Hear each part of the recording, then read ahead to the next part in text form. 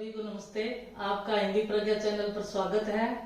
हम काव्य गुण पढ़ रहे हैं। आज प्रसाद गुण देखेंगे। इससे पहले 2 क्लास में हमने माधुर्य गुण और ओज गुण देखा है, और उससे पहले हमने गुणों के बारे में किसने क्या परिभाषाएं दी है, गुणों की संख्या कितनी है, वो सारा रीतिकालीन आचार्यों के मत, संस्कृत के आचार्यों के मत सारे हमने पहली वाली क्लास में देखे थे। तो आज ये इसमें देखते हैं हम प्रसाद काव्य गुण। ये सरल सा है, जिसका अर्थ सुनते ही समझ में आ जाए उसे प्रसाद काव्य गुण कहते हैं। बिल्कुल सीधे शब्दों में लिखे तो हम यही कह सकते हैं कि जिसका अर्थ सुनते ही समझ में आ जाए उसे प्रसाद काव्य गुण कहते हैं। और यह सभी रसों में इसका संचरण होता है, इसलिए इसे गुणों में राजा कहा गया है। ये विशेष याद रखें, ठीक है ना। या कहे कि सर्वश्रेष्ठ गुण कौन सा है, तो प्रसाद गुण। साथ में हम लिख सकते हैं कि सर्वश्रेष्ठ गुण कौन सा है। सर्वश्रेष्ठ गुण अगर आ जाए तो ये कौन सा है, प्रसाद।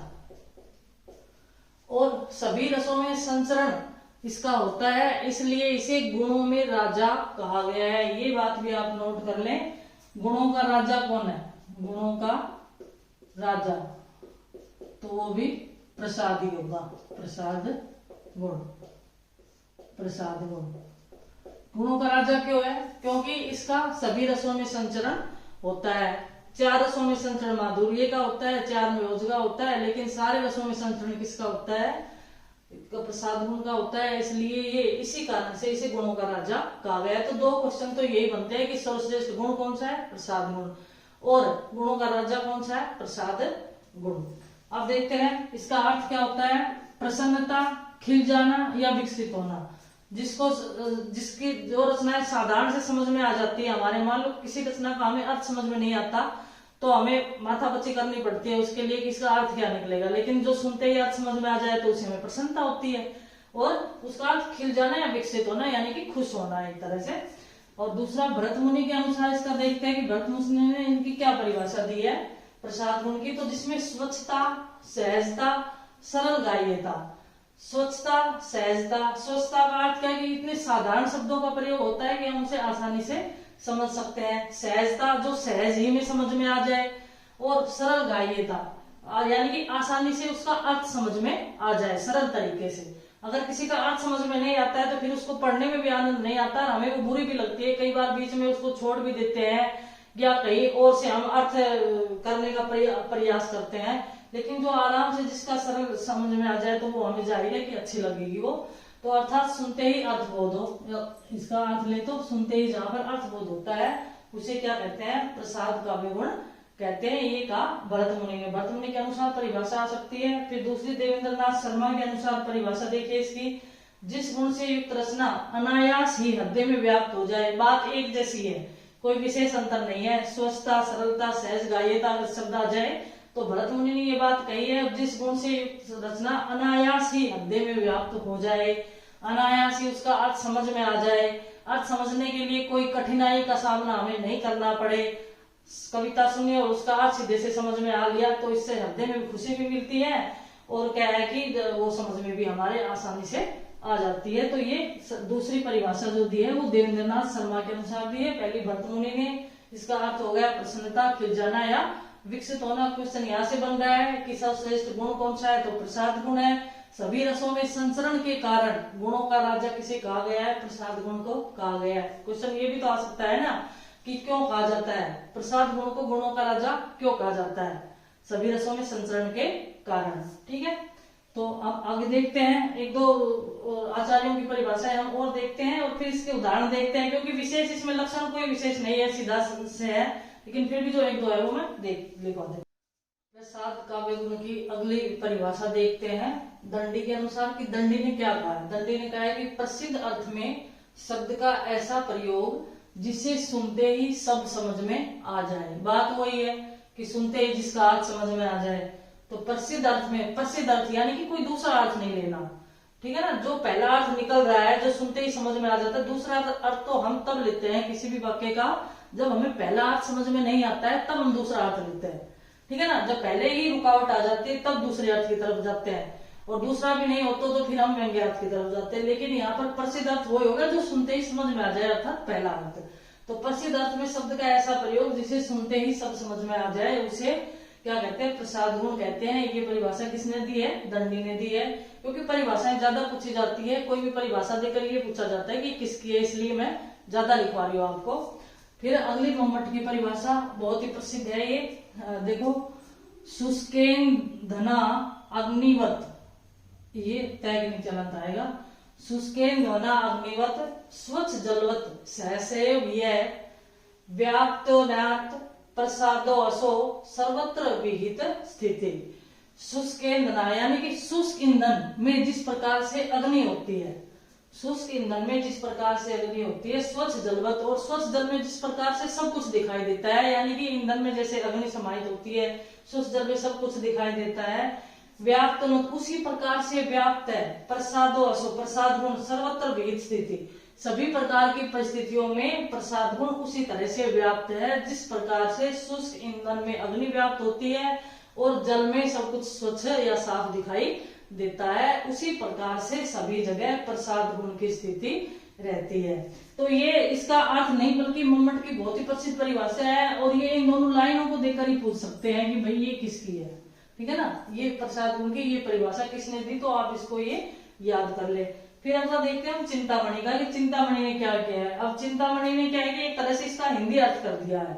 देखो, सूखे ईंधन आग जो स्वच्छ नीर की रीति, झलके अक्षर अर्थ जो सो प्रसाद गुण नीति।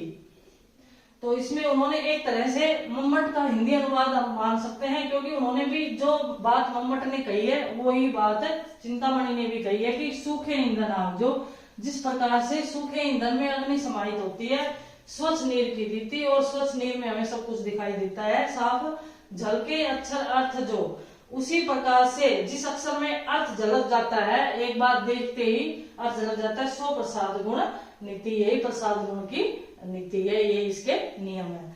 तो ये एक तरह से इसका अर्थ ही है, लेकिन फिर भी आप ये याद रखिए कि इनके ये सूखे ईंधन आग जो स्वच्छ रीत की नीति, अगर ये दो लाइनें आ गई है तो ये किसकी लिखी हुई है, ये चिंतामणि ने दी है प्रसाद गुण के संदर्भ में, और ये जो संस्कृत में आई हुई है ये मंमट आचार्य मंमट ने दी है। तो ये विशेष रूप से याद रखें। अब हमने ये काव्य जो प्रसाद काव्य गुण था, इसमें किन किन जो आचार्य हैं उनके अनुसार किस किस कौन कौन सी परिभाषाएं दी है वो सारा हमने देखा है। अब इसके एक दो देख लेती हूँ, और इम्पोर्टेंट अगर परिभाषा है तो वो देख लेते हैं, और क्योंकि परिभाषाएं ज्यादा पूछी जाती है, ऐसा नहीं है कि एक परिभाषा लिखकर भी हम इसको समझ सकते थे कि जहां सुनते ही अर्थ समझ में आ जाएगा, प्रसाद गुण होता है सीधे से, तो यही है। लेकिन किस आचार्य के अनुसार क्या परिभाषा है, क्वेश्चन इस तरह से आते हैं, इसलिए मैं ये परिभाषा लिखवा रही हूँ। एक दो और देखते हैं, फिर हम इसके उदाहरण देखते हैं, आसान सा है। अभी एक परिभाषा और देखते हैं हम बिहारी दास की प्रसाद गुण के संदर्भ में। तो भिखारी दास ने क्या कहा, भिखारी दास ने कहा, जो रीतिकाल के आचार्य हैं भिखारी दास, उनके अनुसार तो मन रोचक अक्षर परे सो है शिथिल शरीर, गुण प्रसाद जल सुक्ति जो प्रकटे अर्थ गंभीर। इन्होंने कहा कि मन रोचक अक्षर परे, कि जिन अक्षरों को पढ़ करके मन में रोचकता उत्पन्न हो जाए, मन खुश हो जाए, और सो है शिथिल शरीर, और हमारा शरीर जो है वो स्थिर हो जाए, यानी कि शांत हो जाए, ना तो ओज गुण की तरह उसमें जो जोश उत्पन्न हो जाए, और ना ही माधुर्य गुण की तरह उसमें श्रृंगार आदि की या इस तरह की भावना आ जाए, एकदम शरीर एकदम स्थिर हो जाए। गुण प्रसाद जल सुक्ति जो, तो गुण प्रसाद गुण वहीं पर होता है जल सुक्ति जो, जिस प्रकार से जल में स्पष्ट दिखाई देता है, उसी प्रकार से कोई भी सुक्ति पढ़ते ही उसका अर्थ प्रकट आ जाए, यानी कि समझ में आ जाए, वहां पर क्या होता है, प्रसाद गुण होता है। तो ये किसकी परिभाषा है, भिखारी दास की, जो रीतिकाल के आचार्य है, रीतिकाल के आचार्य भिखारी दास ने ये कहा प्रसाद गुण के बारे में। अब देखो ये नोट करने योग्य बात है कि सभी गुणों में संचरण के कारण इसे रसों का राजा कहा गया है। किसे, प्रसाद गुण को रसों का राजा कहा गया है। प्रसाद गुण को रसों का नहीं, गुणों का राजा भी, के कारण गुणों का, जो तीन काव्य गुण है ना, माधुर्य, वो जो प्रसाद गुण, उसमें से रस का राजा नहीं, गुणों का राजा। ये आप सुधार कर ले कि गुणों का राजा किसे कहा गया, प्रसाद गुण को कहा गया है। और सभी गुणों में संचरण के कारण, सभी रसों में संचरण के कारण, ये मैंने परिभाषा ही आपको दी थी, सभी रसों में इसको थोड़ा सुधार ले कि सभी रसों में संचरण के कारण प्रसाद गुण को गुणों का राजा कहा गया है। फिर ये उदाहरण देखो, हे प्रभु आनंद दाता ज्ञान हमको दीजिए, शीघ्र सारे दुर्गुणों को दूर हमसे कीजिए। तो इसके सीधे से ही अर्थ समझ में आ रहा है, इसमें कोई दूसरा अर्थ लेने की जरूरत ही नहीं है। शरीर एकदम स्थिर हो जाए, ऐसा वहां पर भिखारीदास ने कहा है कि वहां प्रसाद गुण होता है। अब ये कोई सभी रसों में होता है ये, और साधारण सा, इसका कोई विशेष लक्षण नहीं है। हम एक दो उदाहरण और देखते हैं,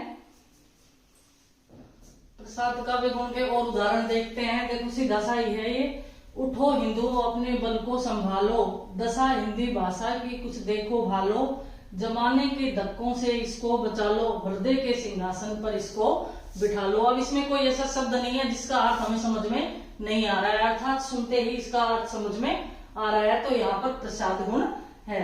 फिर देखो, विनती सुन लो हे भगवान हम सब बालक हैं नादान। तो इनका सीधा सा अर्थ हमारे समझ में आ रहा है, और जहां पर सीधे ही अर्थ समझ में आ जाए वहां प्रसाद काव्य गुण होता है। सबसे पहले तो इसमें जो आचार्य ने जो परिभाषाएं दी है, वो परिभाषाएं आपको याद रखनी पड़ेगी, क्योंकि परिभाषाएं पूछी जाती है। परिभाषा देखकर नाम पूछ लिया या नाम से परिभाषा पूछ ली किसी भी तरह से। तो आज इस कक्षा में जो हमारा गुण से संबंधित छोटा सा ही टॉपिक था, ज्यादा बड़ा नहीं था, वो समाप्त होता है। कल कोई दूसरा टॉपिक शुरू करेंगे कल की क्लास में। और आज भी को इतना ही बहुत है, समझ में आया होगा आपको। धन्यवाद सभी को।